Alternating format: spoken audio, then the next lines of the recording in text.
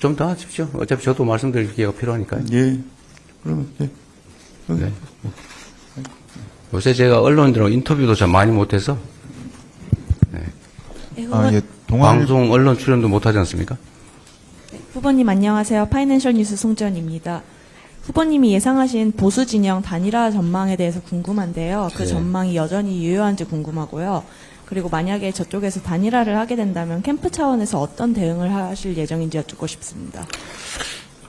저는 뭐 토론에서도 말씀드렸는데 내란 단일화를 할 거라고 예측합니다. 결국 개혁신당도 국민의힘의 아류고 국민의힘은 여러분이 보시는 것처럼 내란 행위에 대해서 선을 긋지 않고 있습니다.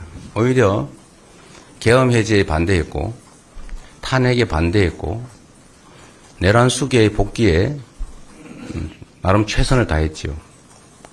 그리고 지금 내란당이라고 불릴 수밖에 없는 국민의힘의 후보 매우 극우적 행태를 보여왔지 않습니까?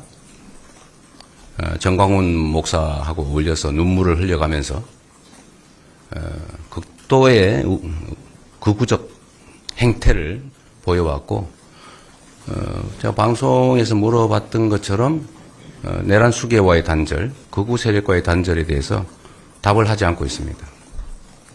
그리고 아시는 것처럼 일본 일제 침략 당시 일제 강점기에 우리 한국인 대한제국민들이었죠. 당시로는 대한제국 국민들의 국적이 일본이다. 뭐 이런 해괴한 소리를 하고 있지 않습니까? 결국 뉴라이트죠. 본성이. 그래서 우리는 원래 그때는 일본 국민이었기 때문에 해방이 아니라 건국이다. 이렇게 주장하는 거예요. 그런데 이준석 후보도 결국 국민의힘의 대표를 했고 밀려 나왔을 뿐이지 본인이 스스로 나왔다고 보기 어렵습니다. 제가 보긴. 결국은 다시 합쳐서 보수 정당의 주도권을 갖고 싶어 하는 것 같고 이번 기회에 저는 다시 그 본색대로 단일화할 것으로 봅니다. 더군다나 큰 미끼도 있는 것 같아요. 당권을 준다든지 또는 뭐 이길 경우에 총리 뭐 이런 얘기들도 있었다는 설도 있어요. 뭐 저도 가능성이 있다고 생각합니다. 그런 걸로 보면 이해관계가 맞아 떨어지고 또 여러 가지 측면들을 보면 뭐 색깔이 거의 비슷해요. 아까 말씀드린 것처럼 경제 문제를 매우 이념적으로 갈라치게 한다든지 어떤 정책들을 아무 데나 대고 진중으로 몬다든지 그런 측면들은 이 극우 극단적 세력과의 생각이 관철되고 있는 거죠.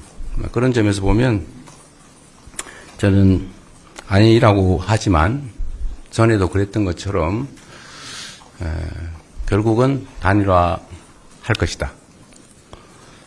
그리고 우리는 당연히 단일화 될 것에 대비해서 대비하고 있습니다. 그리고 그 단일화에 대해서 과연 국민들이 어떤 평가를 할 것인지에 대해서는 뭐 여론조사 결과에도 일부 볼 수가 있는데 글쎄요. 그게 얼마나 시너지가 있는지 모르겠지만 정치적 이해관계를 따져보면 단일화하는 게 아마 그 두 쌍방에 모두 도움되는 것이어서 단일화할 가능성은 매우 높다. 거의 확실하다. 저는 그렇게 생각합니다.